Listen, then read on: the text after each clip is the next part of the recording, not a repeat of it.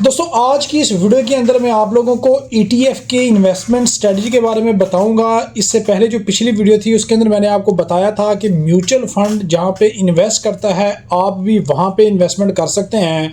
इससे ये होता है कि म्यूचुअल फंड जहां पे इन्वेस्टमेंट करता है आपको वहां पे फ्रंट और एंड लोड नहीं देना पड़ता। वहां पे जो म्यूचुअल फंड के चार्जेस होते हैं आप उनसे बच सकते हैं। तो इसी तरीके से दोस्तों जो ETF होते हैं, ETF के अंदर भी जो ETF वाले कुछ चार्जेस हैं वो आपसे जो है वो काट रहे होते हैं, और जो डिविडेंड होता है वो ETF सालाना बेसिस के ऊपर पे कर रहे होते हैं। लेकिन अगर वही कंपनी जहां पे ETF इन्वेस्टमेंट कर रहा है आप उन कंपनीज को वन बाई वन उनके ऊपर इन्वेस्टमेंट करते हैं तो आपको हर 3 महीने बाद या 4 महीने बाद या जितनी भी कंपनीज जब जब उनके रिजल्ट अनाउंस होते हैं तो वो जो डिविडेंड प्रोवाइड कर रही होती हैं तो वो डिविडेंड भी आपको इससे देखने को मिलते रहते हैं। तो आज की इस वीडियो के अंदर हम बताएंगे ETF की जो स्ट्रेटजी है वो किस तरीके से आपने उस स्ट्रेटजी के ऊपर काम करना है, और जहां पे ETF इन्वेस्टमेंट कर रहा है, जो ETF पोर्टफोलियो बनाता है, आप खुद से अपना ओन जो पोर्टफोलियो है उसी ETF को देकर बना सकते हैं। अच्छा, ETF की जो सबसे अच्छी बात है वो ये है कि ये हर महीने के बाद कंपनी को चेंज नहीं करते हैं, बल्कि ये 6 महीने के बाद अपने पोर्टफोलियो को जो है वो चेंज करते हैं और हर 6 महीने के बाद ही उसके अंदर चेंजिंग करते हैं। तो वीडियो को स्टार्ट करते हैं। वीडियो स्टार्ट करने से पहले अगर आप लोगों ने अभी तक हमारे चैनल को सब्सक्राइब नहीं किया तो चैनल को सब्सक्राइब कर लीजिएगा। इसके अलावा अगर आपने अभी तक हमें व्हाट्सएप चैनल के ऊपर फॉलो नहीं किया है तो आप हमें वहाँ पे फॉलो कर लीजिएगा। वहाँ पे आपको बिजनेस और इन्वेस्टमेंट से रिलेटेड बेहतरीन जो अपडेट्स हैं वो देखने को मिलती रहेंगी। दोस्तों ETF जो होते हैं आपको पता है कि पाकिस्तान के अंदर इस वक्त 7 से 8 ETF जो है वो काम कर रहे हैं। ETF के अंदर एक बास्केट जो है वो बना दी जाती है और उस बास्केट के अंदर 8 से 10 कंपनियां रख दी जाती हैं। किसी के अंदर इस्लामिक के जो ETF होते हैं उसके अंदर KMI 30 की कंपनियां रख दी जाती हैं। किसी बास्केट के अंदर 15-16 कंपनीज रख दी जाती हैं। यानी कि वहाँ पे जो फंड मैनेजर होता है वो एक दफ़ा 6 महीने के अंदर तकरीबन एक दफ़ा एनालाइज करता है कि ये कंपनी जो है वो मैंने रख दी है, अब इस कंपनी का जो ग्रोथ होगी, जो प्रॉफिट नुकसान होगा वो आपके सामने आता रहेगा। और ज़ाहिर सी बात है अगर फंड मैनेजर ने लोगों का करोड़ों रुपया वहाँ पे मैनेज करना होता है तो वो किसी अच्छे स्टॉक के अंदर ही वो जो इन्वेस्ट है वो करता है ताकि लोगों को नुकसान ना हो। और यहाँ पे दोस्तों जो ETF की बास्केट बनाने का फार्मूला होता है वो यही होता है कि अगर 1-2 कंपनी नुकसान में जा रही है तो 3-4 कंपनियां जो है वो अच्छी ग्रोथ के साथ अच्छी परफॉर्मेंस दिखाएंगी, तो वो जो इसके अंदर जो आपका रिस्क होता है वो थोड़ा सा कम हो जाता है। अच्छा, पाकिस्तान के अंदर तकरीबन 7 से 8 जो ETF है वो काम कर रहे हैं और इन ETF के ऊपर मीज़ान बैंक है, UBL है, नेशनल बैंक है, महाना इस्लामिक है और HBL के ETF हैं, JS बैंक का ETF है, ये सारे काम कर रहे होते हैं। तो आज इसके अंदर वीडियो के अंदर मैं आपको कंप्लीट डिटेल से समझाऊंगा कि यहाँ पे ये जो ETF हैं ये किन कंपनी के ऊपर इन्वेस्टमेंट करके बैठे हुए हैं, ये आप कैसे देख सकते हैं, और इन्हीं को देखते हुए आप जो है वो अपना ज़ाती जो एक पोर्टफोलियो है वो किस तरीके से क्रिएट कर सकते हैं।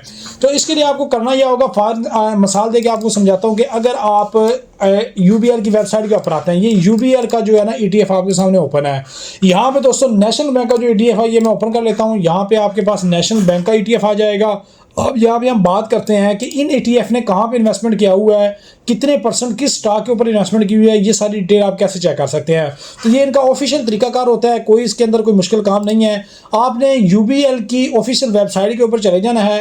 ऑफिशियल वेबसाइट के ऊपर जाने के बाद UBL फंड की वेबसाइट के ऊपर, ठीक है, UBL फंड की वेबसाइट के ऊपर जाएँ। यहाँ पे आप लोग डाउनलोड के ऊपर चले जाएँ।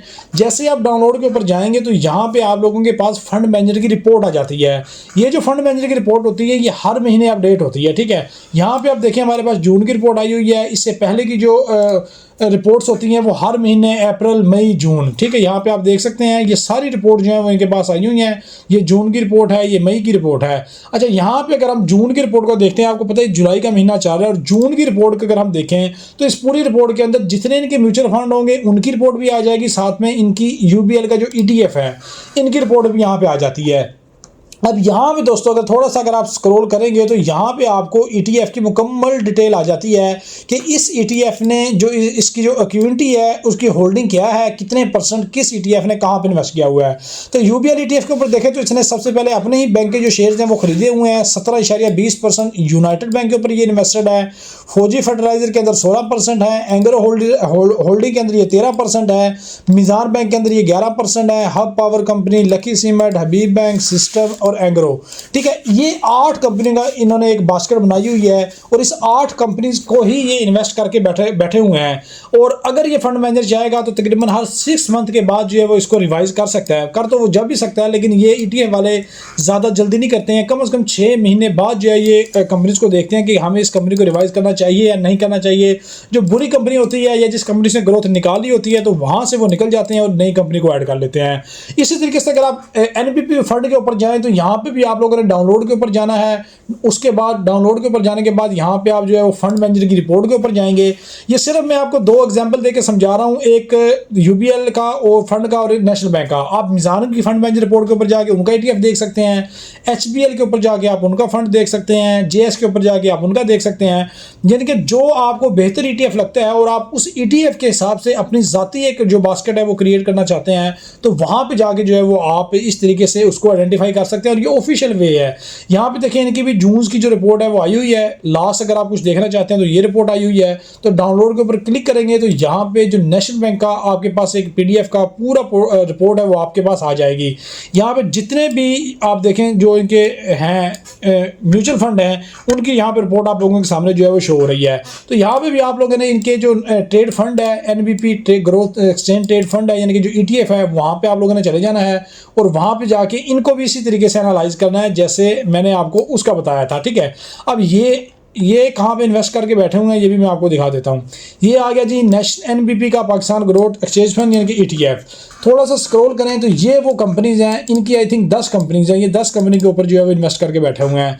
इन्होंने Fauji fertiliser, oil gas, hub power company, Pakistan petroleum, united bank, ठीक है। लेकिन इनकी जो परसेंटेज है वो थोड़ी सी अलग है। ये वो UBL के अंदर ज़्यादा इन्वेस्ट करके बैठे हुए हैं, ये फौजी फर्टिलाइजर के ऊपर ज़्यादा इन्वेस्ट करके बैठे हुए हैं, ऑयल और गैस कंपनी OGDC जो है इसके ऊपर इन्वेस्ट करके बैठे हुए हैं। तो ये तरीकाकार है किसी भी ETF को देखने का कि वो जो ETF है उन्होंने किस कंपनीज के ऊपर कितने % जो है वो शेयर इन्वेस्ट किए हुए हैं। अच्छा, अब ETF के जो बास्केट का फायदा वो यही है कि म्यूचुअल फंड वाले की जो रिपोर्ट होती है वो आपको हर महीने देखनी पड़ती है। लेकिन अगर आप ETF के हिसाब से चलना चाहते हैं और अपनी जाती बास्केट क्रिएट करना चाहते हैं तो ETF की जो रिपोर्ट है ये भी आप महीने बाद देख सकते हैं, 7-8 तरीक को ये अपडेट हो जाती है। तो यहाँ पे ये तरीकाकार आप हर महीने भी देख सकते हैं, नहीं तो हर 6 महीने, एक जून के अंदर या जुलाई के अंदर आपको देखना पड़ता है और एक जनवरी के अंदर देखना पड़ता है। तो इसमें आपको ज़्यादा टेंशन नहीं होती है। बाकी आप इस हिसाब से भी इन्वेस्टमेंट कर सकते हैं जिस हिसाब से इन्होंने इन्वेस्टमेंट की हुई है। अगर आप 1 लाख इन्वेस्ट करते हैं तो आप 10-10 हज़ार के ये 10 शेयर भी आप जो इन कंपनीज के ले सकते हैं। तो ये आपकी अपनी मर्जी है। बहरहाल अगर जैसे ये वाला ETF परफॉर्म करेगा वैसे आपकी बास्केट भी परफॉर्म करेगी। तो ये तरीकाकार होता है अपना खुद का ओन ETF बनाने का, ठीक है। म्यूचुअल फंड का जो फंड मैनेजर होता है वो आपसे पे थोड़े से ज़्यादा करते हैं, उनकी जो चार्जेस हैं वो ज़्यादा होते हैं, लेकिन वो हर महीने जो है उनका फंड मैनेजर एनालाइज कर रहा होता है कि किस कंपनी के ऊपर इन्वेस्टमेंट करनी है, किस कंपनी को निकालना है, किसको इंटर करना है। तो यहाँ पे ये तरीकाकार होता है, ठीक है। तो इस तरीके से जो है वो आप ETF की तरह अपनी एक खुद की ज़ाती बास्केट जो है वो क्रिएट कर सकते हैं और उस ज़ाती बास्केट के ऊपर जो है वो आप अपना खुद का एक अपना पोर्टफोलियो बना सकते हैं।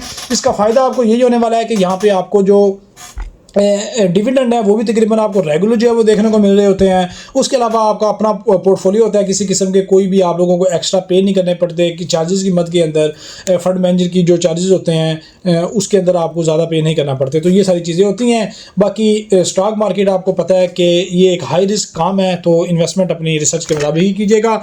तो ये हमारी आज की वीडियो थी। वीडियो अच्छी लगी तो वीडियो को लाइक और शेयर कीजिएगा, चैनल को सब्सक्राइब कर लीजिएगा। मिलते हैं नेक्स्ट वीडियो के अंदर। अल्लाह हाफिज़।